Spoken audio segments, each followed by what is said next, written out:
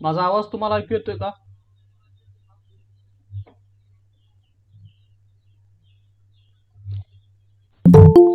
हो sir. Okay.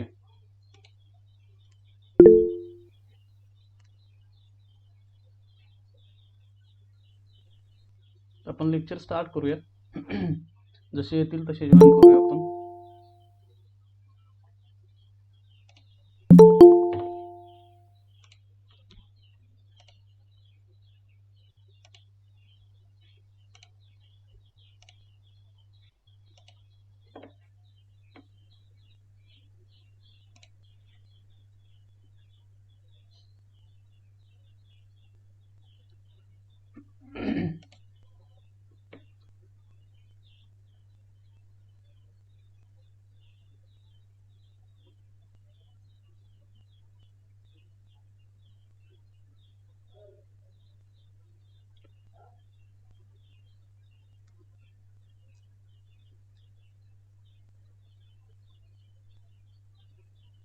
Screen दिसते का बघा?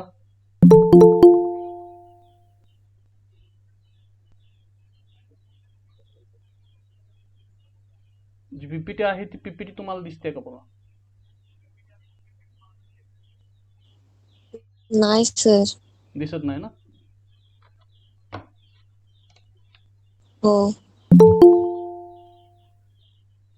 एक मिनिट चेक करतो.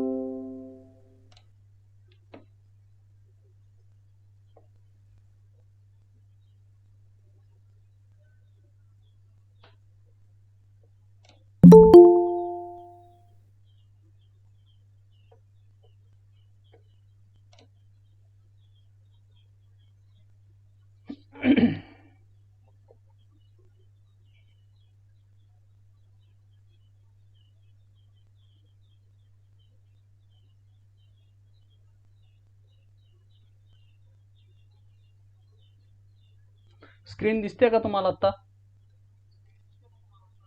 पीपीटी? हो सर. ओके. तर कंटिन्यू करूया. आपले एकूण 4 चॅप्टर झालेले आहेत. टोटल 5 चॅप्टर आहेत. 5 पैकी 4 कंप्लीट झालेले आहेत. आणि जो शेवटचा लास्ट 5 नंबरचा जो चॅप्टर आहे तो म्हणजे रेफ्रिजरेटर आहे. याच्यामध्ये एकूण टोटल 3च आर्टिकल आहेत. हां, आणि तो चॅप्टर 3 आर्टिकल असल्यामुळे छोटा चॅप्टर आहे. त्यामुळं चॅप्टर राहिला आहे असं इतकं मोठं नाही. फक्त 3 आर्टिकल आहेत. त्यापैकी आज एक आर्टिकल होतंय. आणि दुसरी जी 2 आहेत त्यापैकी एक फारच छोटा आहे आणि एक थोडंसं मोठं आहे. असं ते आर्टिकल्स आहेत. तर आपल्या चॅप्टरचं नाव आहे रेफ्रिजरेटर. आपण टोटली हा जो चॅप्टर आपला आहे हीट अँड थर्मोडायनॅमिक्स, याच्यामध्ये वेगवेगळे चॅप्टर्स आपण बघितले. सुरुवातीला ट्रान्सपोर्ट फेनॉमिना बघितलं, त्याच्यानंतर थर्मोडायनॅमिक्स बघितलं, हीट इंजिन बघितलं, वेगवेगळे कन्सेप्ट आपण समजावून घेतले त्याच्यामधले. आणि आता हा जो शेवटचा जो चॅप्टर आहे, this one is nothing but it is the refrigerator. Actually refrigerator it is a device and this device is related to the low temperature phenomena such as Joule-Thomson effect, that is liquefaction of gases. गॅसेसचे liquefaction मध्ये आपण बघितलं की gaseous स्टेटमध्ये असणारा substance हा जर आपण लिक्विफाईड स्टेटमध्ये आणायचा असेल तर त्याचं टेम्परेचर कमी होतं असं आपण बघितलं. आणि जो तो लो टेम्परेचरशी रिलेटेड जो काही फिनॉमिना आहे तो लो टेम्परेचरशी रिलेटेड फिनॉमिना हा ह्या रेफ्रिजरेटर या डिव्हाइसेसमध्ये आपल्याला बघायला मिळतो. दुसरी गोष्ट आपल्याला सेकंड लॉ ऑफ थर्मोडायनॅमिक्स की जो एन्ट्रॉपीशी रिलेटेड आहे असं आपण सांगतो. तो आपण असंही सांगतो की एनर्जी हे हॉट सोर्सकडून कोल्ड सोर्सकडे जाते नेहमी, बरोबर. आणि असं होत असताना म्हणजे जनरली तर असं नॅचरल फेनॉमिना आहे की काय, हॉट एंडकडून कोल्ड एंडकडे एनर्जी जाणं, ट्रान्सफर होणं. But actually this is done, म्हणजे हे सगळं होत असताना तिथं काही आपल्याला वेगळं काय ॲडिशनल करायची गरज लागत नाही. म्हणजे हे नॅचरल फेनॉमिना आहे. पण जर हीटला किंवा त्या एनर्जीला आपल्याला लो टेम्परेचरकडून हाय टेम्परेचरकडे जर पाठवायचं असेल तर तिथं आपल्याला एक्सटर्नल काहीतरी एजन्सी लागते की त्या माध्यमातूनच ती एनर्जी लो टेम्परेचरकडून हाय टेम्परेचरकडे जाईल. अदरवाईज काय होतं, हाय टेम्परेचरकडून लो टेम्परेचरकडे एनर्जी इझिली नॅचरली जाते, हीट एनर्जी फ्लो होतो हॉट सोर्सकडून कोल्ड सोर्सकडे. पण आपल्याला कोल्ड सोर्सकडून हॉट सोर्सकडे जर एनर्जी पाठवायची असेल, हीट एनर्जी ट्रान्सफर करायची असेल, तर तिथं एखादी एक्सटर्नल एजन्सी जर असेल तरच ती एनर्जी ट्रान्सफर होते. असा आपला सेकंड लॉ ऑफ थर्मोडायनॅमिक्स आहे. मग आज तिथं त्या सेकंड लॉ ऑफ थर्मोडायनॅमिक्स शिकत असताना त्याचं एक्झाम्पल आपण काय दिलं तर रेफ्रिजरेटर. आणि मग ते नेमकं कसं वर्क होतंय, रेफ्रिजरेटर हा फिनॉमिना म्हणजे हे डिव्हाइस कसं आहे, त्याच्यामध्ये रेफ्रिजरेशन सायकल म्हणजे ती प्रोसेस कशी चालू राहते आणि त्याची इफिशियन्सी म्हणजेच कोइफिशियंट ऑफ परफॉर्मन्स असा इथं शब्द आहे, तर ते आपल्याला ह्या आर्टिकलमध्ये बघायचं. So we will start with some introductory part of refrigerator. So what is refrigerator? Refrigerator is a device, and this device works exactly opposite or exactly reverse of the heat engine. म्हणजेच बघा की जे heat इंजिनचं जे working आहे त्या heat इंजिनच्या वर्किंगच्या exactly opposite हे refrigerator work होतंय. मग आता आपल्याला इथं ही प्रोसेस समजावून घ्यायची आहे की नेमकं हीट इंजिनमध्ये काय होत होतं आणि रेफ्रिजरेटरमध्ये काय होत. एक थोडक्यात तुम्हाला मी इथं समजावून सांगतो की हीट इंजिनमध्ये जो हॉट सोर्स आहे, ह्या हॉट सोर्स पासून Q1 एवढी हीट एनर्जी T1 या टेम्परेचरला वर्किंग सबस्टन्स ॲब्सॉर्ब करत होता. कोण? हा वर्किंग सबस्टन्स ह्या हॉट सोर्स मधून Q1 एवढी हीट एनर्जी ॲब्सॉर्ब करायचा. त्यावेळेस ह्या हॉट सोर्सचं टेम्परेचर T1 असायचं. That means the working substance absorbs the heat Q1 from the hot source at temperature T1 and rejects the heat Q2 to the cold sink at temperature T2.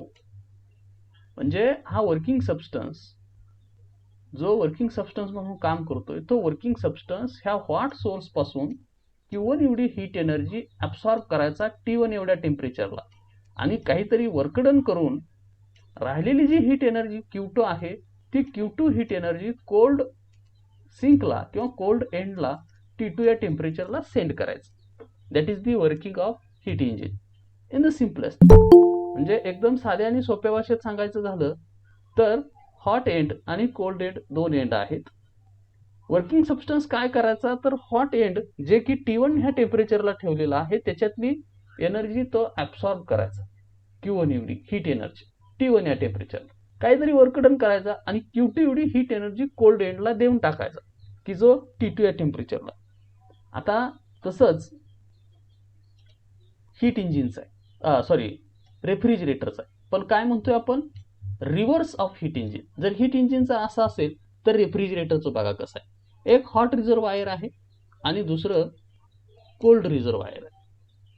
म्हणजे जो hot reservoir आहे त्याचं temperature आहे T1 आणि जो cold reservoir आहे त्याचं temperature आहे T2.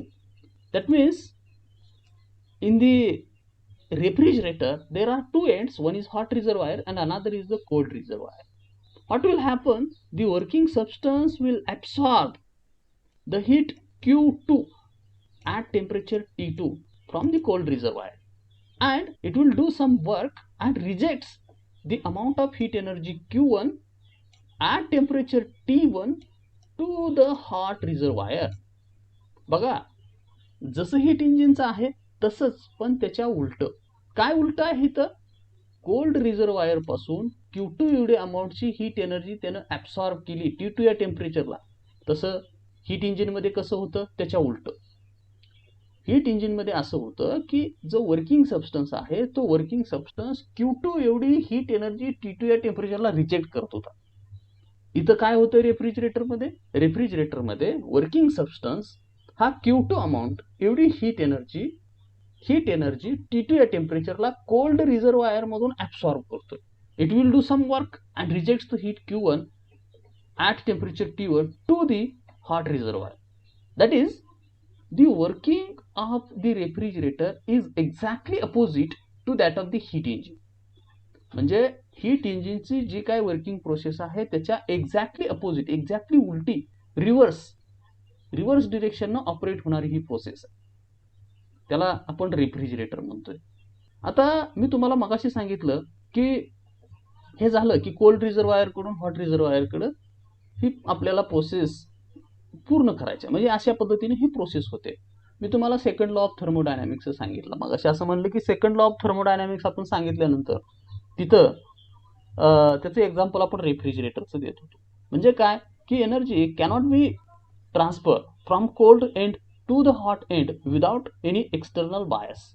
म्हणजे कोल्ड एंडकडून हॉट एंडकडे हीट एनर्जी ट्रान्सफर होणार नाही जर आपण तिथं एक्सटर्नल काही सोर्सेस आपण जर नाही अप्लाय केले तर ती एनर्जी जाणार नाही. मग असं समजूया आता इथं काय केलंय नेमकं. तर ह्या रेफ्रिजरेटरमध्ये आपल्याकडे घरामध्ये रेफ्रिजरेटर आहे असं समजा. ह्या रेफ्रिजरेटरमध्ये आपल्याला काहीतरी थंड करून पाहिजे आहे. समजूया हे आपण काहीतरी इथं ठेवलेलं आहे, वॉटर ठेवलेलं आहे की जे सध्या 30 डिग्री सेल्सिअस इतकं तापमान आहे त्या वॉटरचं. आणि ते 30 डिग्री सेल्सिअस असलेलं वॉटर आपल्याला पिण्यासाठी म्हणून उन्हाळ्यामध्ये आपण साधारणपणे एक 22 डिग्री सेल्सिअस पर्यंत पाहिजे म्हणून ठेवलंय. कुठं? ह्या रेफ्रिजरेटरमध्ये. हा रेफ्रिजरेटर आहे. रेफ्रिजरेटर म्हणजे घरामध्ये तुम्ही फ्रीज वगैरे म्हणतात तो, वेगळं काय नाही. तर इथं काय होतंय तर हे जे आहे हे कोल्ड रिझर्वायर म्हणून काम करेल. कोल्ड रिझर्वायर म्हणून की जिथं आपण पाणी ठेवलेलं आहे. आणि मग हे जे बाहेरचं जे काही एन्व्हायरमेंट आहे फ्रीजच्या बाहेरचं ते म्हणजे हॉट रिझर्वायर. बघा, हे कोल्ड रिझर्वायर, हे बाहेरचं आहे ते हॉट रिझर्वायर. आणि मग हा फ्रीज आपण इकडे कुठंतरी ह्याला पॉवर सप्लाय जोडलेली आहे, इलेक्ट्रिसिटी, बरोबर. आणि मग ज्यावेळेस मी बटन स्विच ऑन करतो त्यावेळेस हा फ्रीज चालू होईल. आणि तो काय करेल तर ह्या फ्रीज मधला जो वर्किंग सबस्टन्स आहे तो वर्किंग सबस्टन्स काय करेल, ह्या कोल्ड एंड मधलं हे जे कोल्ड रिझर्वायर आहे ह्याच्यातली हीट कंटिन्युअसली ॲब्सॉर्ब करेल आणि तो हॉट एंडला बाहेर टाकेल. हीट ॲब्सॉर्ब करेल, बाहेर टाकेल, हीट ॲब्सॉर्ब करेल, बाहेर टाकेल. असं कंटिन्युअसली त्याचं चालू आहे. कधी? ज्यावेळेस स्विच ऑन केलाय त्यावेळेस. म्हणजे इथं ह्या कोल्ड एंड मधली जी काही हीट एनर्जी आहे ती हीट एनर्जी इथला वर्किंग सबस्टन्स ॲब्सॉर्ब करतोय आणि हॉट एंडला टाकतोय. त्याच्यामुळे काय झालं, हा जो सबस्टन्स आहे हे जे ज्याला आपल्याला कूल करायचं आहे त्या सबस्टन्स मधली हीट ॲब्सॉर्ब केल्यामुळं त्याचं टेम्परेचर कमी होईल. आणि ते किती होईल? असं कमी होईल, बरोबर. आता मला सांगा, जर जर आपण बटन ऑन केलं नसतं, म्हणजे जर ऑफच असतं तर ही प्रोसेस घडली असती का? नाही. कारण विदाउट एक्सटर्नल बायस, म्हणजे हे एक्सटर्नल बायस जे आहे म्हणजे इलेक्ट्रिसिटी न देता ह्याच्यातली हीट एनर्जी म्हणजे कोल्ड एंडकडून हॉट एंडकडे हीट एनर्जी जाणार नाही. So there is no transfer of heat energy from cold end to the hot end without any external bias. म्हणजे दुसरी कोणतीही एक्सटर्नल एजन्सी न लावता हे शक्य नाही. काय शक्य नाही? की कोल्ड एंडकडून हॉट एंडकडे एनर्जी ट्रान्सफर होणं. मग हे जे रेफ्रिजरेटरमध्ये होतंय त्यामुळं होतंय, this is because of some external source and that is electricity. So with the help of electricity, the refrigerator is transmitting heat energy from low or cold reservoir to the hot reservoir. Now in the refrigerator, the one minute,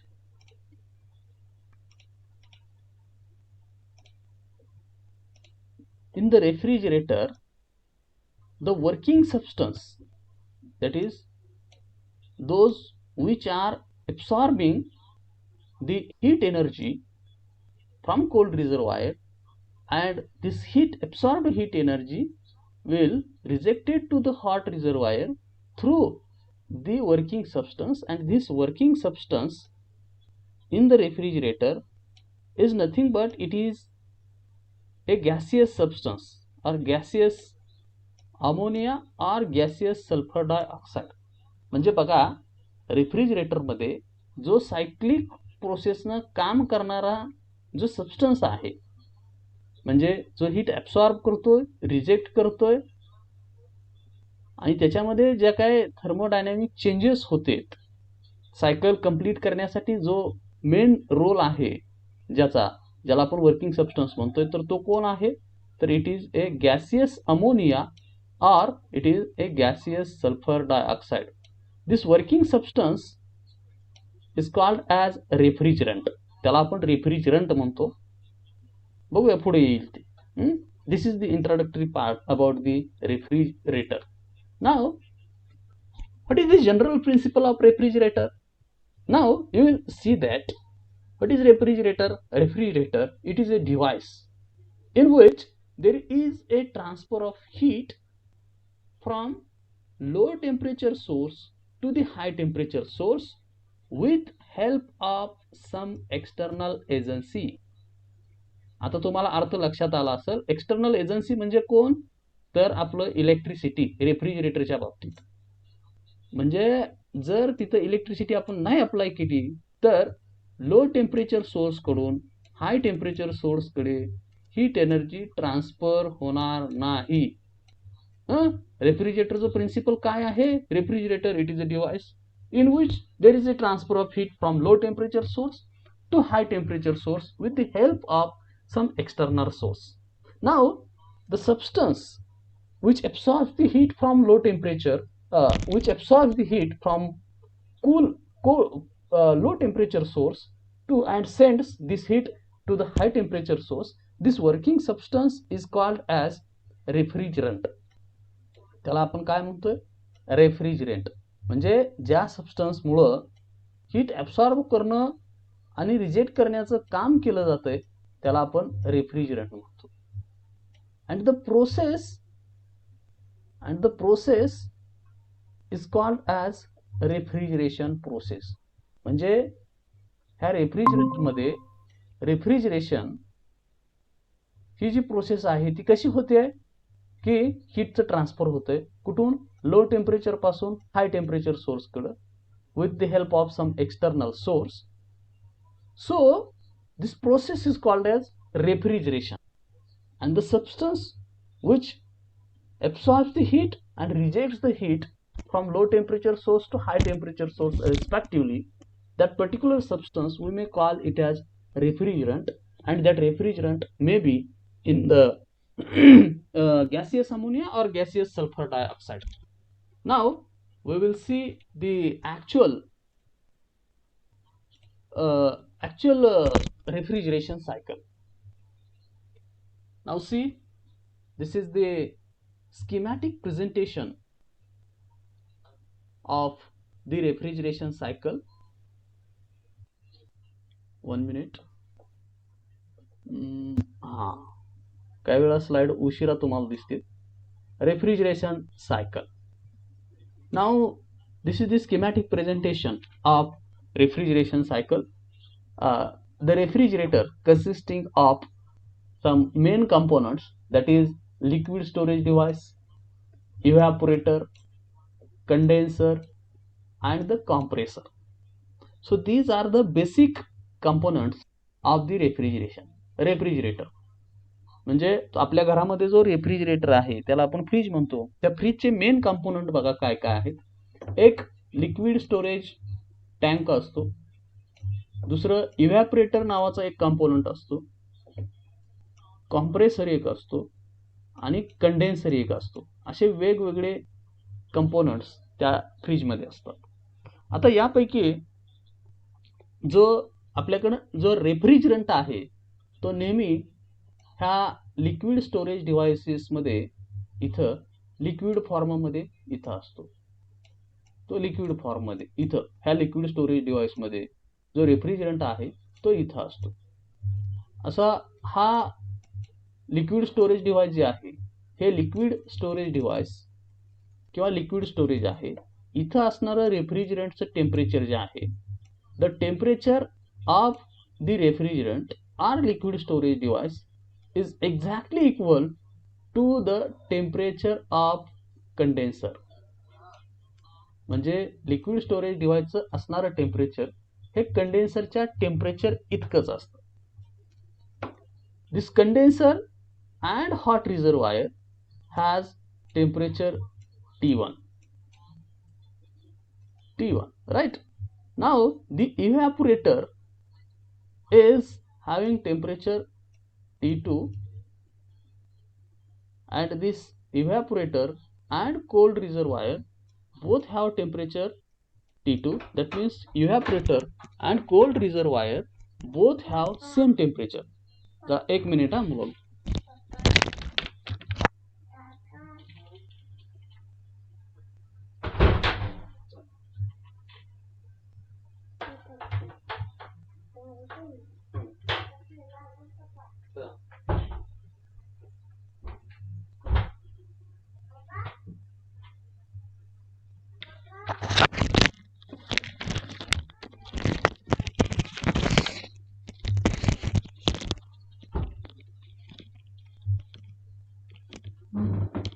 तर बघा, liquid storage tank आणि condenser यांचं temperature same आहे.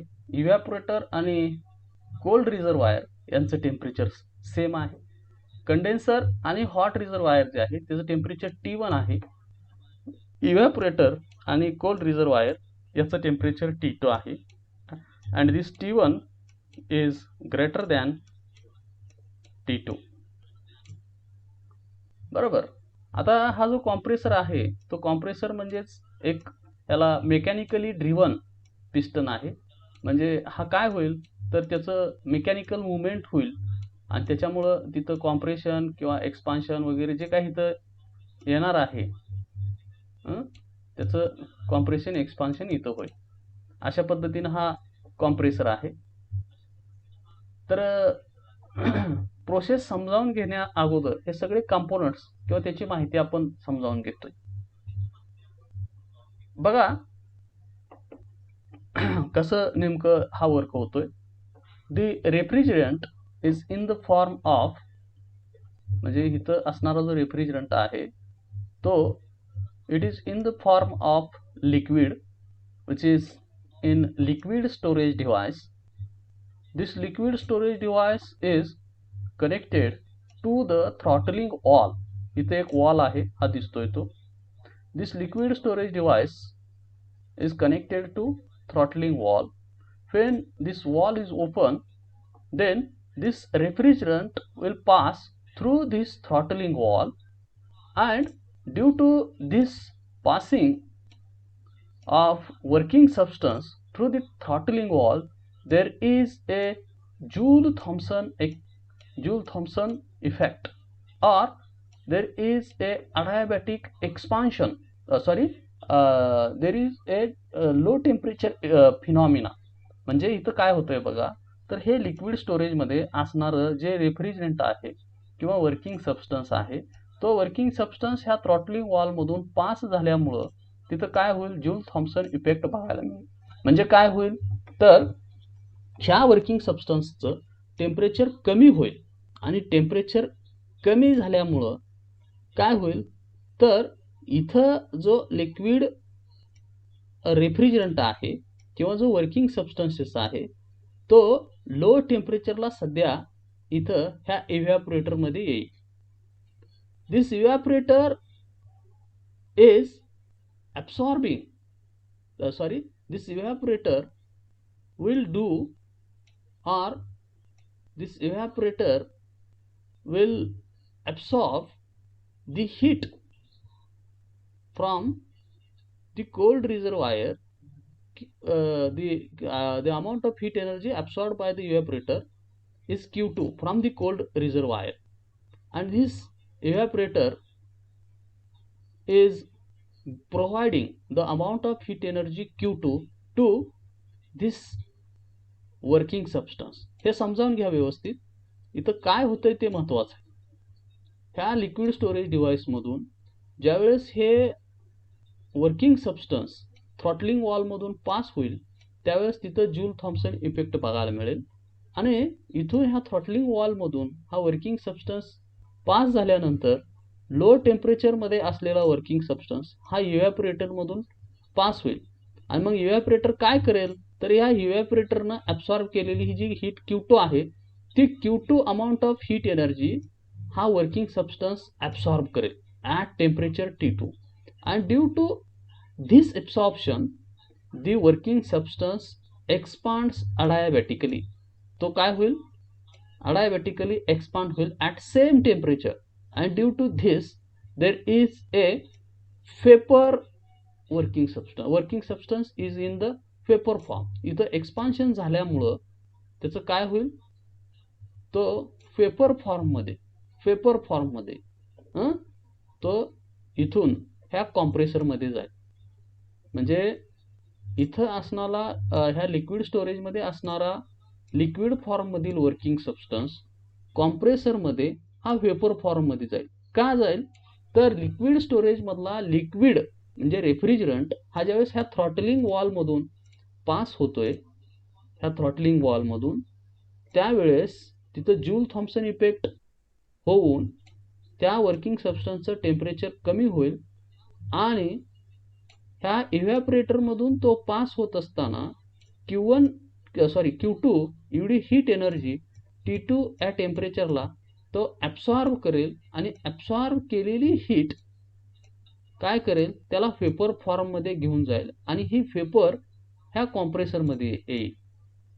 आता इथं हे Q2 amount of heat energy T2 या टेम्परेचरला कोल्ड रिझर्वायरला होते असं सांगतोय. तर कोल्ड रिझर्वायर म्हणजे इथं काय आहे सांगतो तुम्हाला, की जे सबस्टन्स आपल्याला थंड करायचं आहे, ज्याचं टेम्परेचर कमी करायचं आहे, तो फ्रीजमध्ये आपण ठेवतो ते ठिकाण म्हणजेच कोल्ड रिझर्वायर, ध्यानात ठेवा. आणि मग त्या सबस्टन्सेसमधली कंटिन्युअसली हीट काढून घेतली जाते, आणि ती हीट किती Q2 ॲट टेम्परेचर T2. मग ही वेपर इथं कॉम्प्रेसरमध्ये हायली कॉम्प्रेस होती. आता ही कॉम्प्रेस केलेली एअर परत ही कंडेन्सरमधून पास होती. ज्यावेळेस कंडेन्सरमधून पास होईल त्यावेळेस कंडेन्सर काय करेल, condenser will absorb the heat energy Q1 from this vapour. म्हणजे ह्या वेपर इथं जी आलेली वेपर आहे ह्या वेपरमधली हा कंडेन्सर काय करतोय Q1 एवढी हीट एनर्जी ॲब्सॉर्ब करतोय at temperature T1 at the same temperature.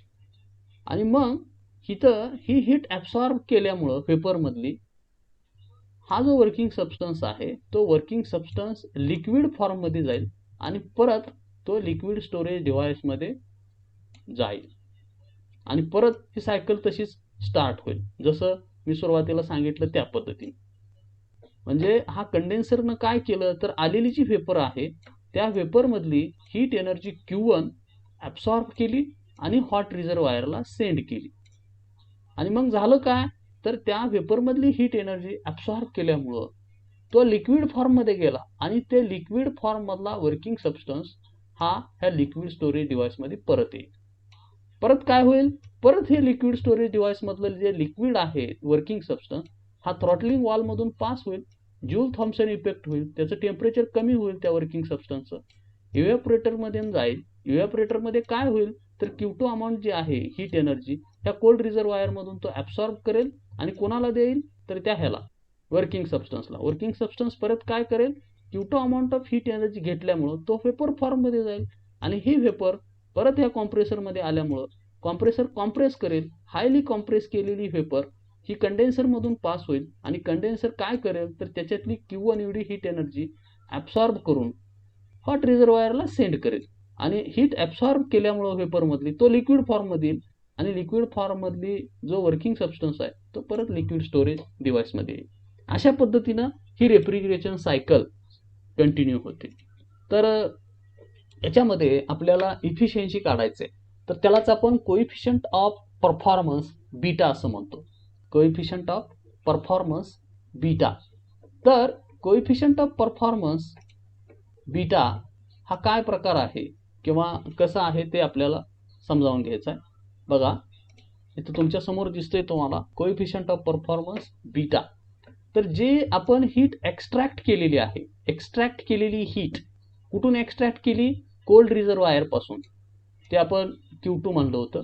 This amount of heat energy extracted from the cold end, this is nothing but work output and whatever work is to be done by the working substance, this is nothing but the input. So the coefficient of performance beta, it is nothing but the amount of heat energy absorbed from the cold reservoir divided by the work done in running the machinery. So here there are two quantities. One is amount of heat energy absorbed from the cold reservoir and another is the work done in running the machinery. So both the quantity, that is the ratio of both this quantity, it will gives us the coefficient of performance of the refrigerator. म्हणजे जसं heat engine मध्ये आपण efficiency काढत होतो तसं इथं आपल्याला coefficient of performance of refrigerator beta हे काढायचं आहे. मग आता हे काढत असताना एक साधी आणि सोपी गोष्ट आपल्याला समजावून घ्यायची आहे की जी हीट एनर्जी हीट रिझर्वायर पासून कोल्ड रिझर्वायर पासून ॲब्सॉर्ब केली त्याला म्हणलंय आपण वर्क आउटपुट. म्हणजे हा समजूया आपण हा सबस्टन्स आहे काय, वॉटर आहे. डायग्राम मध्ये तुम्हाला मी इथं ड्रॉ करतोय W आहे. आता ह्या W मधलं आपल्याला हा W म्हणजे वॉटर, इथं शब्द लिहितो वॉटर.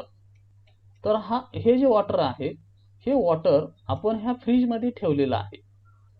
हे वॉटर आपण ह्या रेफ्रिजरेटर मध्ये ठेवलेलं आहे आणि ह्या रेफ्रिजरेटर मधून ठेवल्यानंतर आपण काय केलंय तर आपण हे असं इकडं इलेक्ट्रिसिटीला जोडलेलं आहे. आता आपल्याला इफिशियन्सीचा म्हणजे कोइफिशियंट ऑफ परफॉर्मन्स ह्याचा समजावून घ्यायचा आहे. तर ते कोइफिशियंट ऑफ परफॉर्मन्स समजावून घेण्यासाठी इथं दोन गोष्टी आहेत. Amount of heat absorb from the cold reserve, म्हणजे याच्यातील किती हीट तुम्ही ॲब्सॉर्ब केली, आपण तर किती म्हणतोय Q2, and this amount of heat energy absorbed from the cold reservoir is Q2. work done in running the machinery, म्हणजे हे मशिनरी काय करेल की हीट एनर्जी ॲब्सॉर्ब करेल Q2 आणि बाहेर टाकेल Q1 हॉट एंडला. बरोबर, म्हणजे वॉटर मधून Q2 एवढी हीट एनर्जी ॲब्सॉर्ब केली आणि बाहेर टाकताना मात्र Q1च टाकली. बरोबर, म्हणजे ह्या दोघातला जो दोन एनर्जी मधला जो डिफरन्स आहे, this is nothing but work done in running the machinery, असा त्याचा अर्थ आहे. मग इथं बघा, this W, that is work done in running the machinery, this will be equal to difference of two energy, that is Q1 minus Q2. Now this coefficient of performance beta, this is equal to Q2 upon W is equal to Q2 upon Q1 minus Q2. Why this? Because this W is equal to Q1 minus Q2, and therefore beta is equal to Q2 upon Q1 minus Q2. मग आता ह्याला वरच्या ह्याला पण Q2 ने divide करू आणि खालच्या ह्याला पण Q2 ने डिवाइड करू. मग ह्याला Q2 बाय Q2 केलं 1 येईल, ह्याला Q1 बाय Q2 केलं आणि ह्याला Q2 बाय Q2 केलं तर हे असेल 1 divided by Q1 bye Q2 minus 1. बरोबर. मग आता इथं आपल्याला आपलं जे ह्याचं आर्टिकल होतं हीट इंजिनचं, त्याच्यामध्ये आपण असं घेतलं होतं की Q1 upon Q2 this is equal to T1 upon T2. बघा, Q1 upon Q2 this is equal to T1 upon T2. म्हणजे हे आपलं जे कार्नोट सीट इंजिन होतं त्याच्यामध्ये आपण सांगितलं होतं की Q1 upon Q2 this is equal to T1 upon T2. मग आता हा कोएफिशियंट ऑफ परफॉर्मन्स हा जो आपला शेवटचा फॉर्म्युला आलाय 1 upon Q1 Q1 by Q2 minus 1 त्याच्यामध्ये फक्त ठेवायचं आहे. So beta is equal to, जिथं आता हे Q1 by Q2 हे जर इथं ठेवलं इथं, तर हे कसं होईल 1 divided by T1 by T2 minus 1. म्हणजे हे कसं होईल, this is equal to 1 divided by T1 minus T2 आणि हे परत ह्याला डिवायडेड बाय T2 असं येईल. म्हणजे हे परत हे T2 वर आणलं तर परत हे येईल T2 upon T1 minus T2 अशा पद्धतीने येईल. म्हणजे जो कोएफिशियंट ऑफ परफॉर्मन्स आहे रेफ्रिजरेटरचा beta is equal to T2 upon T1 minus T2 असं येईल.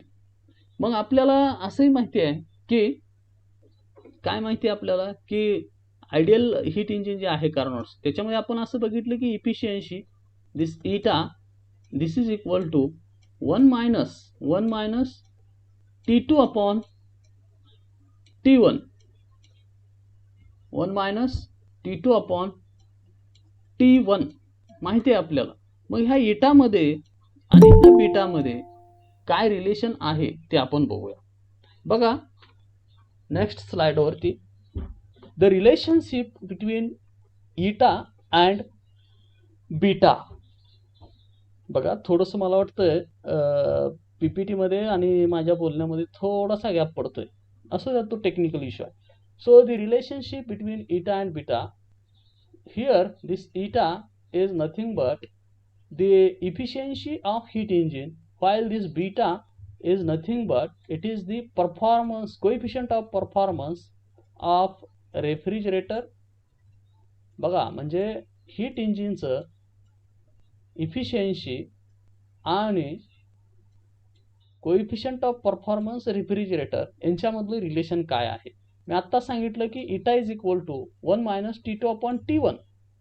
तेच थोडंसं मॉडिफिकेशन केलं तर असेल T1 minus T2 divided by T1. आता हे इटा आहे ते रिव्हर्स केलं 1 बाय इटा केलं तर काय होईल T1 divided by T1 minus T2 असं येईल. आता ह्याच्यातून -1 म्हणजे कसं असं बघा, ते मग काय होईल 1 by eta minus 1 by eta minus 1 is equal to T1 divided by T1 minus T2 minus 1. So this is equal to, हे परत कसं येईल बघा, हे परत मी इथं लिहितो वाटल्यास, हे कसं T1 minus T1 plus T2 whole divided by T1 minus T2. म्हणजे इथं जे तुम्हाला दिसतंय T1 bye T1 T2 T1 minus T2 आणि हे परत -1 त्याचं हे असं येईल. मग ह्यातला हा T1 कॅन्सल होईल, राहिलं काय मग T2 upon T1 minus T2 and this is equal to beta. म्हणजेच beta coefficient of performance of refrigerator this is equal to 1 minus eta minus 1. This is the relationship between beta and eta. As you know, the coefficient of performance, it is this is nothing but this is the like efficiency of heat engine. जसं आपण heat इंजिनचं efficiency म्हणतोय तसं efficiency जर बोलायचं झालं refrigerator तर ती इफिशियन्सी न म्हणता त्याला आपण कोएफिशियंट ऑफ परफॉर्मन्स म्हणतो. आपल्याला माहिती आहे इटाची व्हॅल्यू ही मॅक्झिमम 1 असते, म्हणजेच जास्तीत जास्त 100% असते. म्हणजे 100%पेक्षा ह्या हीट इंजिनची जी इफिशियन्सी आहे ती 100%पेक्षा कमी असू शकते, कमी असते, असा त्याचा अर्थ आहे. मात्र जो बीटा आहे, this beta that is the coefficient of performance of refrigerator, this is always lies between 2 to 6. 2 to 6 म्हणजे त्याचा अर्थ असा आहे की coefficient of performance of refrigerator may be greater than 100%. म्हणजे जो बीटा जी व्हॅल्यू जी आहे कोएफिशियंट ऑफ परफॉर्मन्स रेफ्रिजरेटरचा, तो 100%पेक्षा जास्त असू शकतो, असा त्याचा अर्थ आहे. मग बघा, जर असं असेल तर ह्याचा अर्थ काय की कोएफिशियंट ऑफ परफॉर्मन्स हा 100%पेक्षा जास्त आहे. म्हणजे काय काय अर्थ असू शकतो? 100%पेक्षा जास्त. बघा अगोदरच्या स्लाइड मध्ये इथं बघा, हा फॉर्म्युला आहे beta is equal to T2 upon T1 minus T2. याच्यामध्ये बघा हा बीटाची व्हॅल्यू 1 पेक्षा ग्रेटर, बीटा हा 1 पेक्षा मोठा असू शकतो असं आपण म्हणतो. दिस बीटा इज ग्रेटर दॅन 1. म्हणजेच कोण greater? This T2 is greater than T1 minus T2. म्हणजे दोन टेम्परेचरच्या डिफरन्सपेक्षा हा T2 मोठा असतोच, असा त्याचा अर्थ आहे. बरोबर. असो, तर दिस इज द रिलेशनशिप बिटवीन इटा अँड बीटा. जर याच्याबद्दल तुमची काय अडचण असेल तर तुम्ही विचारू शकता. Now session is open for discussion. तुमच्या काय अडचणी असतील ह्या आर्टिकल संदर्भात तर तुम्ही विचारू शकता.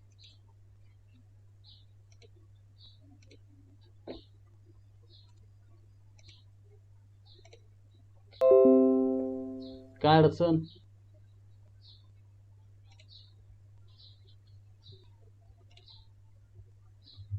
चॅटबॉक्स मध्ये काय आलंय का बघू आपण. काही कोणाचा मेसेज वगैरे नाही. काय अडचण असेल तर प्रश्न विचारू शकता.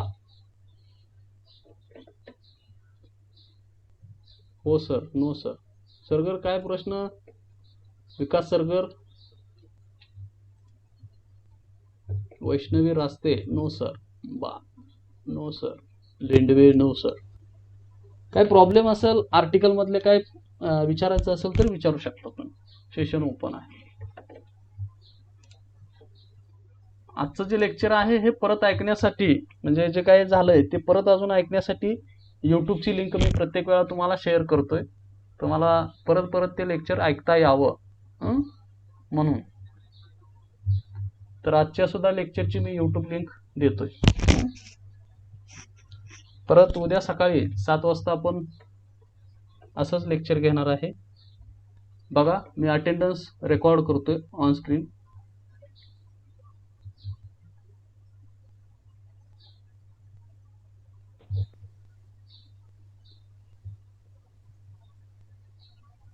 ठीक आहे. काय अडचण नसेल तर आपण लेफ्ट होऊया. चला लेफ्ट व्हा.